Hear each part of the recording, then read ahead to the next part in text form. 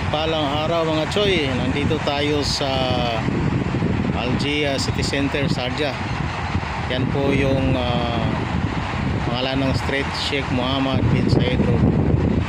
Okay, so ito mga choy,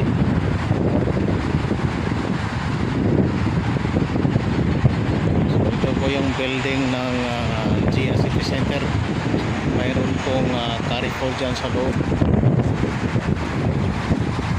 So ito mga choy ay ngayong araw na to nandito tayo para mamili ng pagkain. So video na rin tayo para makakuha tayo ng magandang views dito sa labas ng Algia City Center. So napakalaki po yung area rito at marami pong nagpa-parking rito sa labas. Yan po mga choy. Okay mga choy, at hanggang dito na lang po ulit at tuloy tayo mamaya. Maraming salamat.